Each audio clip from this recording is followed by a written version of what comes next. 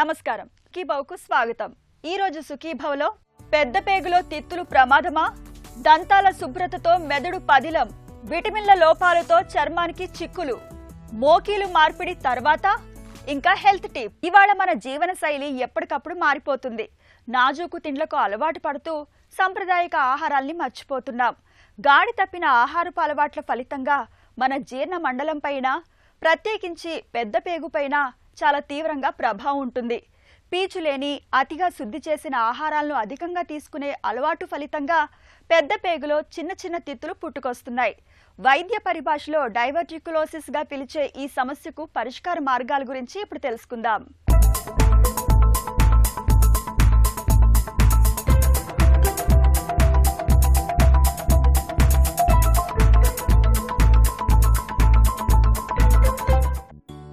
బెలూన్ని బాగా ఊదినప్పుడు దాని గోడలు బలహీనంగా ఉన్న చోట చిన్న చిన్న గాలి బుడిపెలు బయటకు పొడుచుకురావటం మనకు తెలిసిందే. మన పెద్ద పేగులోనూ అలాంటి చిన్న చిన్న బుడిపెలు కొంతమందిలో కనిపిస్తూ ఉంటాయి. ఈ రకమైన సమస్యను పెద్ద పేగులో తిత్తులని, వైద్య పరిభాషలో డైవర్టిక్యులోసిస్ అని పిలుస్తారు. ఈ తిత్తులనేవి పేగుల్లో ఎక్కడైనా రావచ్చు. ఎక్కువగా పెద్ద పేగులో ఎడమ వైపు వస్తూ ఉంటాయి.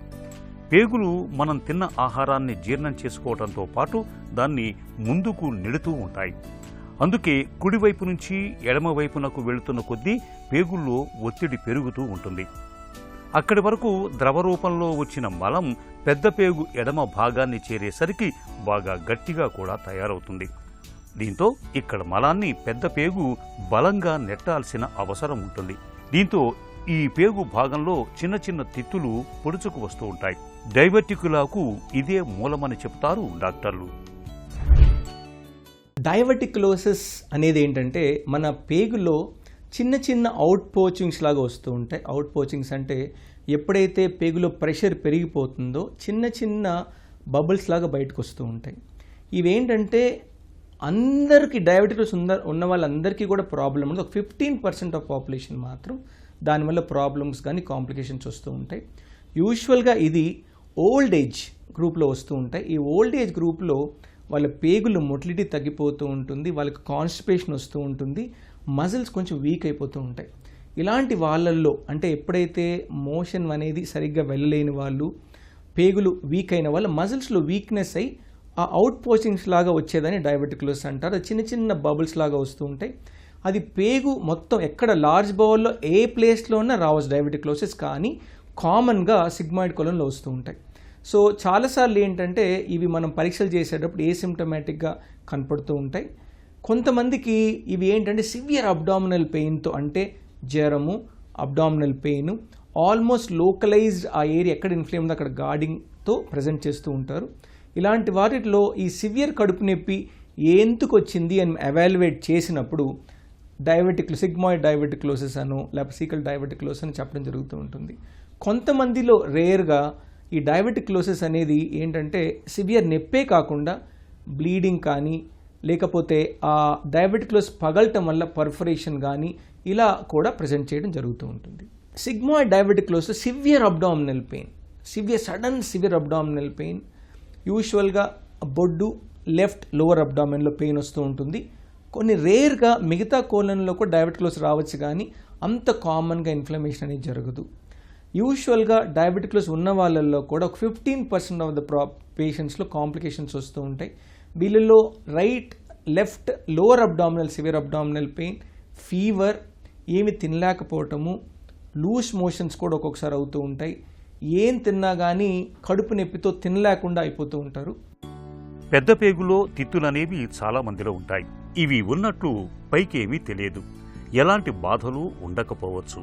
ఇతరత్రా జబ్బుల నిర్ధారణ కోసం చేసే కొలనోస్కోపీ, ఎండోస్కోపీ వంటి పరీక్షల్లో అనుకోకుండా బయటపడుతూ ఉంటాయి.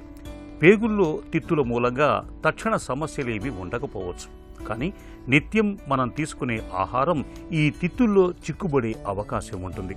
ఇలాంటప్పుడు వాటిలోకి బ్యాక్టీరియా చేరి ఇన్ఫెక్షన్లు తలెత్తుతూ ఉంటాయి. పెద్ద పేగులో తిత్తులు ఉన్నప్పుడు సాధారణంగా పొట్టలో ఎడమవైపు నొప్పి తరచుగా వస్తూ ఉంటుంది. అయితే విరేచనాలు లేదంటే మలబద్ధకంతో బాధపడుతూ ఉంటారు. అప్పుడప్పుడు మలంలో రక్తం పడుతూ ఉంటుంది.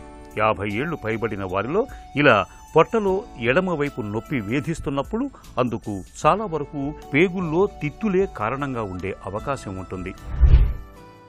డయాబెటిక్లోసిస్ వచ్చినప్పుడు అబ్డామిన్ పెయిన్ సివియర్గా వచ్చినప్పుడు ఏంటంటే దాన్ని మనం యాంటీబయాటిక్స్ ఇచ్చేసి బౌల్ రెస్ట్ ఇస్తాము. రెస్ట్ ఇవ్వటమే కాకుండా ఈ కాన్స్టిపేషన్ అవాయిడ్ చేయడం చాలా చాలా ఇంపార్టెంట్. అంటే మోషన్ చాలా ఫ్రీగా వెళ్ళిపోవటము. చాలా ఈ డయాబెటిక్లోస్ ఉన్న వాళ్ళల్లో అంటే ఏజ్ ఒకటి, ఆల్కహాల్ స్మోకింగ్ చేసేవాళ్ళు, ఎక్కువ fatty food, non vegetarian diet ఎక్కువ తీసుకొని అంటే మోషన్ చాలా స్టిక్కీగా వెళ్ళటము, అతుక్కొని వెళ్ళటము, ఫైబర్ అసలు సరిగ్గా తీసుకోరు, వాటర్ సరిగ్గా తాగరు, ఫ్రీక్వెంట్గా వీళ్ళు కాన్స్టిపేషన్స్ వస్తూ ఉంటాయి. ఇలాంటి వాళ్ళకే ఇలా సివియర్ అబ్డామినల్ పెయిన్ డయాబెటిక్లోస్ అనేది వస్తూ ఉంటాయి. ఈ వచ్చిన వాళ్ళకి మనం ఫస్ట్ ఏంటంటే ఈ సివియర్ యాంటీబయాటిక్ ఇచ్చి చూస్తాం. యాంటీబయాటిక్స్తో చాలామంది సెటిల్ అయిపోతూ ఉంటారు. కొంతమందికి ఏంటంటే ఈ డయాబెటిక్లోసిస్తో పాటు సివియర్ ఇన్ఫ్లమేషన్ వచ్చి పర్ఫరేట్ అవుతాం జరుగుతూ ఉంటాయి. పర్ఫరేట్ అయినప్పుడు అది ఎమర్జెన్సీ. కొన్ని సార్లలో ఏంటంటే పర్ఫరేట్ అయిపోయి పక్కన పేగు దాని మీద పడి దాన్ని పర్ఫరేషన్ సీల్ ఆఫ్ చేస్తూ ఉంటాయి. కొన్నిసార్లు ఏంటంటే పెద్ద పేగుకి చిన్న పేగుకి ఫిస్టులైజేషన్ అంటే కనెక్షన్ అయిపోతూ ఉంటాయి. సో కొంతమందికి ఏంటంటే ఈ పర్ఫరేట్ అయి పెల్విస్లో యాప్సిస్ లాగా అవ్వటం, సివియర్ సెప్సిస్లో ప్రజెంట్ చేయడం అలా జరుగుతూ ఉంటాయి. సో అందుకని ఈ డయాబెటిక్లోసిస్ సింపుల్ అబ్డామినల్ పెయిన్తో రావచ్చు, లేకపోతే సివియర్గా అంటే పర్ఫరేట్ అయిపోయి ఎమర్జెన్సీ, అక్యూట్ ఎమర్జెన్సీతో కూడా ప్రజెంట్ అవ్వడానికి ఛాన్స్ ఉంటుంది. ఇప్పుడు ఒకసారి అబ్డామినల్ పెయిన్ వచ్చింది, బ్లీడింగ్ వచ్చింది, కానీ ట్రీట్మెంట్ వల్ల తగ్గిపోయింది.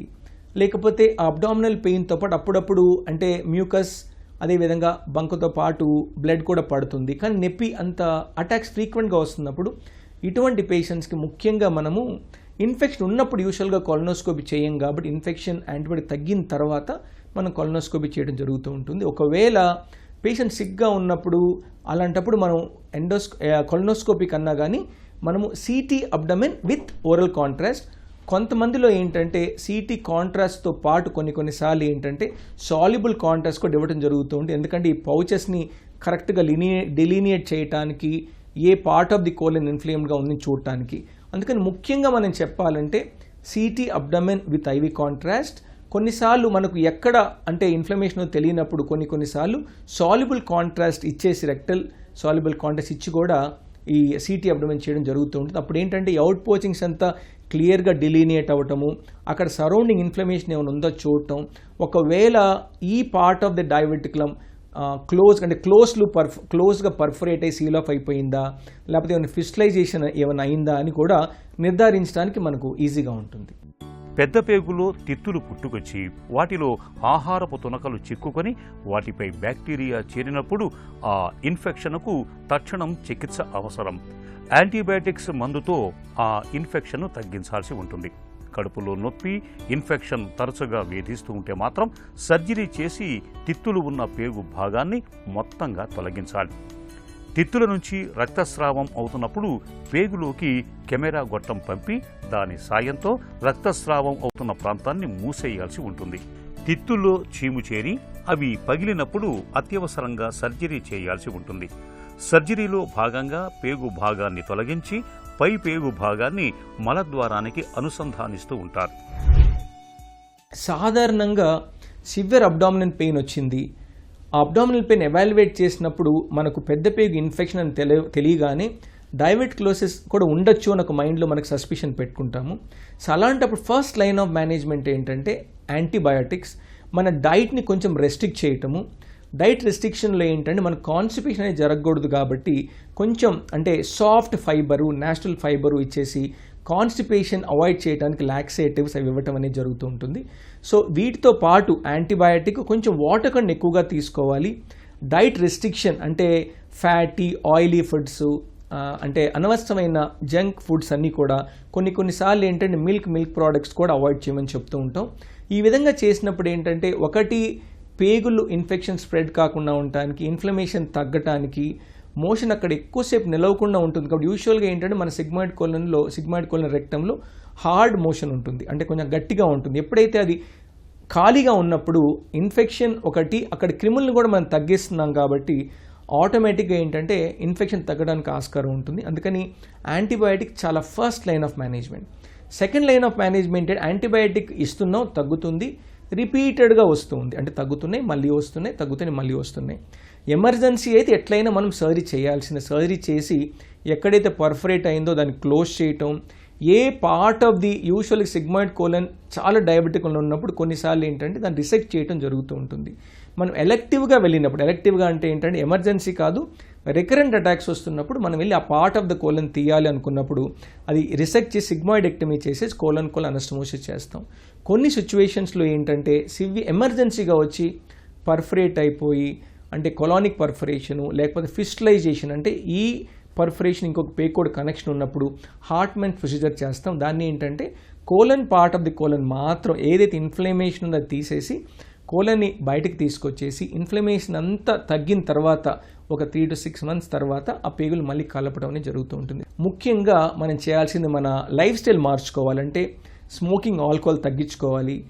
మన డైట్లో ఫైబర్ కాంటెంట్ అంటే ఈజీగా మోషన్ వెళ్ళేటటువంటి సాఫ్ట్ ఈజీ ఫైబర్ ఎక్కువగా తీసుకోవాలి.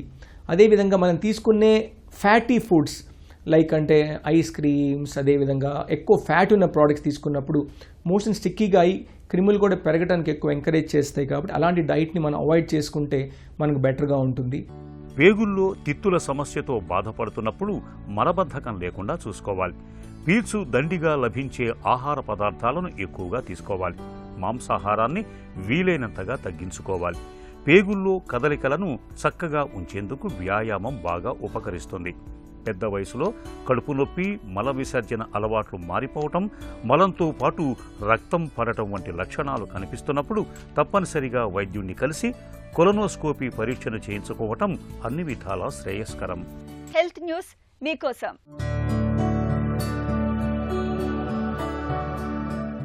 దంతాల్ని చక్కగా పరిశుభ్రంగా ఉంచుకుంటే మన మెదడు కూడా చక్కటి ఆరోగ్యంతో ఉంటుందని పేర్కొంటుంది ఒక తాజా అధ్యయనం. మతిమరుపు, అల్జీమర్స్ జబ్బులో పాలు పంచుకునే మెదడులోని హిప్పోకాంపస్ క్షీణించడానికి, చిగుళ్ల జబ్బు, పళ్ళు ఊడిపోవడానికి మధ్య సంబంధం ఉంటున్నట్లు జపాన్లోని టోహోకు యూనివర్సిటీకి చెందిన పరిశోధకుల అధ్యయనంలో వెల్లడైంది. మతిమరుపు సమస్యలేవీ లేని సగటున 67 ఏళ్లు పైబడిన కొందరిని ఎంచుకుని పరిశోధకులు ఈ అధ్యయనాన్ని నిర్వహించారు. వీరికి ముందే స్కాన్ చేసి మెదడులో హిప్పోకాంపస్ పరిమాణాన్ని కొలిచారు. ఎన్ని దంతాలున్నాయి, చిగుళ్లు ఎంత కిందకు జారాయి అనేవి లెక్కించారు. ఒక మాదిరి చిగుళ్ల జబ్బు ఉండి కొద్దిగానే దంతాలు ఊడిన వారిలో హిప్పోకాంపస్ ఎడమ భాగం చాలా వేగంగా కుచించుకుపోయినట్లు శాస్త్రవేత్తలు గుర్తించారు. అయితే చిగుళ్ల జబ్బు తీవ్రంగా ఉండి తక్కువగా పళ్ళూడిన వారిలోనూ మెదడు వేగంగా కుచించుకుపోవడం గమనార్హం. చిగుళ్ల జబ్బు, దంతాలు ఊడడం తరచూ చూసేవే. ఈ సమస్యల్లో దంతాల చుట్టూరా ఉండే కణజాలంలో వాపు తలెత్తుతుంది. మెదడు క్షీణించడంలోనూ వాపు కీలక పాత్ర పోషిస్తుంది. ఈ నేపథ్యంలోనూ డిమెన్షియాకు, చిగుళ్ల దంత సమస్యలకు మధ్య సంబంధాన్ని విశ్లేషించడం ముఖ్యమైందని పరిశోధకులు పేర్కొంటున్నారు. పళ్ళు ఊడకుండానే కాదు, మొత్తంగా పళ్ల ఆరోగ్యాన్ని కాపాడుకోవడం ముఖ్యమని ఫలితాలు సూచిస్తున్నాయి. చిగుళ్ల జబ్బుతో బాధపడుతున్నప్పుడు తరచూ డాక్టర్ని సంప్రదిస్తూ సమస్య తీవ్రం కాకుండా చూసుకోవాలని, తీవ్రమైన చిగుళ్ల జబ్బు కలవారు కదిలే దంతాలను తొలగించుకుని కృత్రిమ దంతాలు బిగించుకోవాలని పరిశోధకులు సూచిస్తున్నారు. మన ఆరోగ్యం బాగుండాలంటే మనం తినే ఆహారంలో అన్ని రకాల పోషకాలు ఉండాలి. ముఖ్యంగా ప్రోటీన్లు, కార్బోహైడ్రేట్లు, ఫ్యాట్స్ వంటి స్థూల పోషకాలతో పాటు సూక్ష్మ పోషకాలైన విటమిన్లు, ఇతర ఖనిజ లవణాలు కూడా మన ఆహారంలో ఉండాలి. అయితే ఇవాళ మనలో చాలా మందిలో విటమిన్ల కొరత కనిపిస్తోంది. ముఖ్యంగా విటమిన్ బి, విటమిన్ డి లోపాలు ఎక్కువగా ఉంటున్నాయి. ఈ విటమిన్ లోపాల మూలంగా మన శరీరానికి రక్షణ కవచమైన చర్మానికి సమస్యల తాకిడి పెరుగుతుందని చెబుతారు నిపుణులు. విటమిన్ల కొరతతో చర్మానికి ఎదురయ్యే చిక్కులు ఎలా ఉంటాయో, వాటిని అధిగమించేందుకు ఏం చేయాలో ఇప్పుడు తెలుసుకుందాం. మౌత్ చుట్టూ పొట్టు రాలటము, లిప్స్ క్రాక్ అవటము, ఈ లిప్స్ కార్నర్స్ క్రాక్ అవటము, మౌత్ అల్సర్స్, విపరీతమైన మౌత్ అల్సర్స్ తినడానికి కూడా ఇబ్బంది పడటం, కొంచెం ఎండలగానే చర్మం కాలిపోవటం, స్కిన్ హెయిర్ ఫాల్ అవటము, ఈ ప్యాచీ లాస్ అవటము, అంత హెయిర్ ఫ్రీజీ అవటము అనేవి మనం యూజువల్లీ చూసుకుంటే బి కాంప్లెక్స్ డెఫిషియన్సీ అని చెప్పొచ్చు. సో B12 డెఫిషియన్సీ అనిపించినప్పుడు చెక్ చేయించుకొని చాలా తక్కువ ఉంటే ఇంజెక్షన్ తీసుకోవడం మంచిది. ఇంజెక్షన్తో పాటు B12 tablets, B complex diet తీసుకోవడం వల్ల ఈ స్కిన్, హెయిర్, నెయిల్స్తో పాటు మనం హెల్తీగా కూడా ఉండొచ్చు. Next vitamin D. ఈ విటమిన్ డిలో 10 మందిలో 7-8 మంది విటమిన్ డి ఇప్పుడు మనకి డెఫిషియన్సీ కనబడుతూనే ఉంటుంది. మనం ఎండలో తిరిగే వాళ్ళలో కూడా విటమిన్ డి డెఫిషియన్సీ కనబడుతూ ఉంటుంది. సో స్కిన్ ఆయిలీ లేకపోయినా ఎండలో తిరిగినా మన విటమిన్ డి సింథసిస్ అవ్వదు. స్కిన్ విటమిన్ డి అబ్జర్వ్ అవ్వాలంటే మనం కంపల్సరీ స్కిన్ ఆయిలీ ఉండాలి. ఆ విటమిన్ డి అబ్జర్వ్ అయింది మళ్ళీ మనకు ఉపయోగపడాలంటే ఒంట్లో కాల్షియం ఉండాల్సిందే. సో కాల్షియం లేకపోయినా స్కిన్ పొడిగా ఉండి ఎండలు తిరిగితే మన విటమిన్ డి అందుబాటులో రాదు. ఈ విటమిన్ డి డెఫిషియన్సీ ఎలా ఉంటుంది, ఈ మామూలుగా మనకి జాయింట్ పెయిన్స్ వీక్నెస్తో పాటు ఈ హెయిర్ లాస్ అవటం, ఎక్కువ పెయిన్ కోరుకుని పడటం, పింపుల్స్ అధికం అవటం, ఫేస్ అంతా ఆయిల్ అవటం, ఈ విటమిన్ డి డెఫిషియన్సీ చాలా వరకు హెయిర్ ఫాల్కి ఒక రీజన్ అని చెప్పొచ్చు. సో ఈ విటమిన్ డి డెఫిషియన్సీ చెక్ చేసుకొని డెఫిషియన్సీ బట్టి లాంగ్ టర్మ్ మెడిసిన్స్ తీసుకోవాలి. ఈ విటమిన్ డి అనేది ఎక్కువ తీసుకున్నా కానీ మనకి హానికరమని చెప్పొచ్చు. కరెక్ట్ డాక్టర్ అబ్జర్వేషన్లో ఎంత కోర్స్ తీసుకోవాలి అంత తీసుకొని నార్మల్ అయిపోయిన తర్వాత ఈ మార్షాప్లో వేసుకుంటే రెగ్యులర్గా ఎండలో కూర్చోగలిగి ఈ కాల్షియం డైట్ అంటే ఈ ఎగ్, మిల్క్, ఆకుకూరగాయలు, మీట్ ఇవి తీసుకోవడం వల్ల మనకి కాల్షియం అందుబాటులోకి వచ్చి ఇవి vitamin D absorb vitamin D బాడీకి అందుబాటులోకి వచ్చి విటమిన్ డెఫిషియన్సీ రాకుండా చూసుకుంటుంది. వయసుతో పాటు మోకీళ్లు అరిగిపోవడం, ఆపై పోటెత్తే మోకాళ్ళ నొప్పులతో బాధపడడం మనలో చాలా మందికి అనుభవమే. అయితే మోకీల మార్పిడి సర్జరీ అందుబాటులోకి వచ్చాక మోకాళ్ళ నొప్పులను ఇప్పుడు చాలా తేలికగా వదిలించుకోవచ్చు. అయితే మోకీలి మార్పిడి సర్జరీ పూర్తవగానే అంతా అయిపోదు.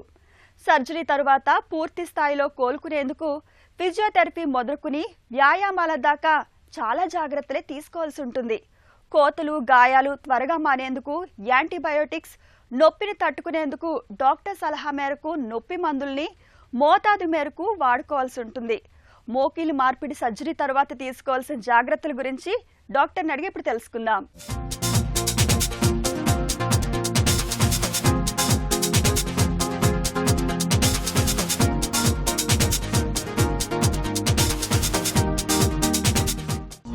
మోకీలు మార్పిడి తర్వాత రీహాబిలిటేషన్ ఎందుకు అవసరం? డెఫినెట్గా అండి. అంటే ఆపరేషన్ నిజంగా చెప్పినట్టు ఓన్లీ 50% పని అయినట్టు, 50% పేషెంట్ చేతిలో ఉంటుంది. అది బేసిక్గా రీహాబిలిటేషన్ అంటే పోస్ట్ ఆపరేషన్ తర్వాత రికవరీ. బేసిక్గా దాని నుంచి చాలామంది భయపడుతుంటారు. ఫిజియోథెరపీ అని చాలా భయపడుతుంటారు. కానీ ఫిజియోథెరపీ అంటే ఏం లేదు, ఎక్సర్సైజ్లే. దానివల్లే మూమెంట్స్ వస్తాయి, దానివల్లే మసిల్ స్ట్రెంత్ వస్తుంది. సో రీహాబిలిటేషన్ చాలా చాలా ముఖ్యం ఆపరేషన్ తర్వాత. మోకీలు మార్పిడి తర్వాత ఫిజియోథెరపీ ఎలా ఉండాలి? నీ రీప్లేస్మెంట్ తర్వాత ఫిజియోథెరపీ అన్నిటికన్నా ఇంపార్టెంట్ థింగ్ అండి. సో అందుకని 1 month అండర్ సూపర్విజన్ ఫిజియోథెరపీ చేపిస్తాము. దాని తర్వాత పేషెంట్ సొంతంగా చేసుకోవచ్చు.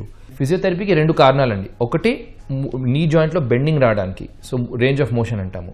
రెండో టైప్ ఆఫ్ ఎక్సర్సైజ్ మసిల్స్కి, కండరాలకి బలం వచ్చేటట్టు. సో ఈ 2 ఎక్సర్సైజ్ చేయాలన్నమాట. ఇది ఫిజియోథెరపీ. ఆపరేషన్ కోతల విషయంలో ఎలాంటి జాగ్రత్తలు తీసుకోవాలి? సో ఆపరేషన్ తర్వాత వూండ్ చాలా డ్రైగా ఉండాలండి. ఒక 2 weeks వరకు, అది మానే వరకు, అది కంప్లీట్గా మానిపోయే వరకు డ్రైగా ఉండాలి. దానికి ఎక్కడ వాటర్ ఇలాంటిది ఏం అంటకూడదు, టచ్ అవ్వకూడదు. ఎందుకంటే వాటర్ ఏమైనా టచ్ అయితే దానికి మళ్ళీ ఇన్ఫెక్షన్స్ అయ్యే ఛాన్స్ ఉంటుంది. 2 weeksలో స్కిన్ అంతా హీల్ అయిపోతుంది. దాని తర్వాత స్టిచెస్ తీసేస్తాము. దాని తర్వాత స్నానం చేయొచ్చు. అప్పటి వరకు స్పంజ్ బాత్ ఉండి అలౌ చేస్తామన్నమాట. నొప్పి నుంచి ఉపశమనం పొందడానికి ఏం చేయాలి? ఆపరేషన్ తర్వాత డెఫినెట్గా కొంచెం పెయిన్ ఉంటుందండి. ఎందుకంటే స్కిన్ కట్ చేస్తాము, మసిల్స్ కట్ చేస్తాము, బోన్ కట్ చేస్తాము. చిన్న కట్ అయితేనే పెయిన్ ఉంటుంది మనకి. సో ఆపరేషన్ కంప్లీట్గా పెయిన్లెస్ అయితే ఏమి ఉండదు. కొంచెం తక్కువ పెయిన్తో చేయొచ్చు. అండ్ ఆపరేషన్ తర్వాత పెయిన్ కోసం మెడిసిన్స్ కూడా ఇస్తాము ఫస్ట్ 2-3 days వరకు. అండ్ తర్వాత డిశ్చార్జ్ తర్వాత కూడా ట్యాబ్లెట్స్ రాసిస్తాము. ఆ పెయిన్ తగ్గాలంటే రోజుకి ఎలాగైనా ఆటోమేటిక్గా తగ్గుతూ వస్తుంది. డైలీ ఒక 5-10% తగ్గుతూ ఉంటుంది. ఇంకా తగ్గాలంటే ఐస్ ప్యాక్స్ పెట్టుకోవచ్చండి. ఐస్ పెడితే నొప్పి, వాపు 2 తగ్గుతాయి ఫాస్ట్గా. అదొకటి చూసుకోవాలి. రెండోది ఫిజియోథెరపీ కొంచెం స్టార్టింగ్లో కొంచెం పెయిన్ఫుల్గా ఉన్నా కూడా రెగ్యులర్గా చేస్తూ వెళ్తే ఆ పెయిన్ తగ్గుతూ వస్తుంది. ఇంకొకటి బెండింగ్ చేసేటప్పుడు చాలామందికి పెయిన్ ఎక్కువ అనిపిస్తుంది. ఆ ఫిజియోథెరపీలో బెండింగ్ చేసేటప్పుడు అది అవాయిడ్ చేయడానికి చైర్ మీద కూర్చుంటే ఆటోమేటిక్గా గ్రావిటీతో బెండింగ్ వచ్చేసి ఆ బెండింగ్ ఫాస్ట్గా తక్కువ పెయిన్తో వచ్చేస్తుంది అనమాట. మోకీలు మార్పిడి తర్వాత యాంటీబయాటిక్స్ వాడొచ్చా? చాలా మందికి కన్ఫ్యూజన్ అండి. యాంటీబయాటిక్ అంటే ఏంటి? పెయిన్ కిల్లర్స్ని యాంటీబయాటిక్స్ అంటారు. యాంటీబయాటిక్స్ వేరే, పెయిన్ కిల్లర్స్ వేరే. యాంటీబయాటిక్స్ అనేది ఏంటి? బ్యాక్టీరియా ఇన్ఫెక్షన్స్ రాకుండా ఉండడానికి యాంటీబయాటిక్స్ ఇస్తాము. ఓకే, సో పెనిసిలిన్ అలాంటి, సెఫ్యూరాక్సిమ్ ఇలాంటి మెడిసిన్స్ ఉంటాయి అన్నమాట. అది 3 doses సరిపోతాయి. హాస్పిటల్ ఉన్నప్పుడు ఒక ఆపరేషన్ అప్పుడు ఒక డోస్ ఇస్తాము, ఆ నైట్ ఒక డోస్ ఇస్తాము, నెక్స్ట్ డే మార్నింగ్ ఒక డోస్ ఇస్తాము. దాని తర్వాత స్టాప్ చేసేస్తాం. యాంటీబయాటిక్స్ అవసరం లేదు. అన్లెస్ ఏమైనా ఇన్ఫెక్షన్ ఛాన్స్ ఉంటే అప్పుడు కొంచెం ఎక్స్టెండెడ్ డోసెస్ ఇచ్చాము. పెయిన్ కిల్లర్స్ అన్నది వేరే. పెయిన్ కిల్లర్స్ కూడా ఇస్తాము. ఒక 2 weeks 1 month వరకు కూడా మైల్డ్ పెయిన్ కిల్లర్స్ ఇస్తాము. ఎందుకంటే కొంచెం ఆ 1 monthలో కొంచెం పెయిన్ ఉంటుంది కాబట్టి. ఆ పెయిన్ తగ్గేసరికి ఆ పెయిన్ కిల్లర్స్ కూడా స్టాప్ చేసేస్తాము. So antibiotics only 3 doses, pain killers ఒక 1 month వరకు ఇస్తాము. మోకీలు మార్పిడి జరిగిన కాలువాపు వస్తే ఏం చేయాలి? ఏ ఆపరేషన్ తర్వాత అయినా, మోకాలు ఆపరేషన్ అయ్యి ఉండొచ్చు, హ్యాండ్ ఆపరేషన్ అయ్యి ఉండొచ్చు, ఆపరేషన్ తర్వాత స్వెల్లింగ్ రావడం నార్మలే. కొంచెం స్వెల్లింగ్ అయితే డెఫినెట్గా ఉంటుంది. అండ్ ఆ కొంచెం స్వెల్లింగ్ ఒక 9 months, 10 months, 1 year వరకు కూడా ఉండొచ్చు, స్లోగా తగ్గుతూ వస్తుంది. కానీ మామూలు స్వెల్లింగ్ కన్నా బాగా ఎక్కువ వాసిపోతే, రెడ్గా అయిపోతే, హాట్గా అయిపోతే అప్పుడు ఏమైనా ఇన్ఫెక్షన్ రిస్క్ ఉండొచ్చు. సో అలాంటి సిచ్యువేషన్ సడన్గా స్వెల్లింగ్ ఏమైనా పెరిగితే, రెడ్గా అయిపోతే, హాట్గా అయిపోతే డెఫినెట్గా మీ డాక్టర్ దగ్గరికి వెళ్ళి చూపించుకోవాలి. మీరు అదే ఇన్ఫెక్షనా కాదా రూల్ అవుట్ చేస్తారు. మామూలు స్వెల్లింగ్ గురించి అస్సలు టెన్షన్ పడకండి, చాలా టైం పడుతుంది సెట్ అవ్వడానికి. ఆపరేషన్ తర్వాత ఫస్ట్ పెయిన్ తగ్గుతుంది, తర్వాత మూమెంట్స్ వస్తాయి, లాస్ట్లో స్వెల్లింగ్ తగ్గుతుంది. మోకీలు మార్పిడి తర్వాత ఏ పనులు చేయొచ్చు, ఏవి చేయకూడదు? నీ రీప్లేస్మెంట్ తర్వాత నిజంగా చెప్పాలంటే అన్ని పనులు చేయగలుగుతారు. అంటే రికవరీ కంప్లీట్గా అయిపోయినాక ఒక 3-4 months తర్వాత వాకింగ్ చేయొచ్చు, వంట చేసుకోవచ్చు, మెట్లు ఎక్కొచ్చు, టాయిలెట్కి వెళ్ళి కూర్చోవాలి, బెడ్ పైన అసలు వాడొద్దని చెప్తాము, కార్ తోలొచ్చు, బైక్స్ తోలొచ్చు, డాన్స్ కూడా చేయొచ్చు నిజంగా చెప్పాలంటే. అండ్ ఓన్లీ థింగ్ ఈజ్ కింద కూర్చోవడం అవాయిడ్ చేస్తే బెటర్ అని చెప్తాము. అది కూడా చేయగలుగుతారు చాలామంది, కానీ లోపల ఉన్న జాయింట్కి లైఫ్ పెరగాలంటే, దాని లైఫ్ ఎక్కువ ఉండాలంటే కింద కూర్చోవడం అవాయిడ్ చేస్తే బెటర్. మోకీలు మార్పిడి సర్జరీ తరువాత సాధ్యమైనంత త్వరగా లేచి నడవడానికి ప్రయత్నించాలి. క్రమం తప్పకుండా ఫిజియోథెరపీ చేయించుకోవాలి. కోతలు, గాయాలు త్వరగా మానేందుకు యాంటీబయోటిక్స్, నొప్పిని తట్టుకునేందుకు డాక్టర్ సలహా మేరకు నొప్పు మందుల్ని మోతాదు మేరకు వాడుకోవాల్సి ఉంటుంది. ఒక చిన్న చిట్కా మీకోసం. మన రోజువారీ ఆహారంలో కనీసం 1 కప్పు ఆకుకూరలు ఉండేలా చూసుకోండి. ఇలా చేయడం వల్ల మన శరీరానికి తగినంత ఇనుము లభిస్తుంది. నీరసం, నిస్సత్తువ, రక్తహీనత, జుట్టు రాలడం వంటి సమస్యల తాకిడి బాగా తగ్గుతుంది.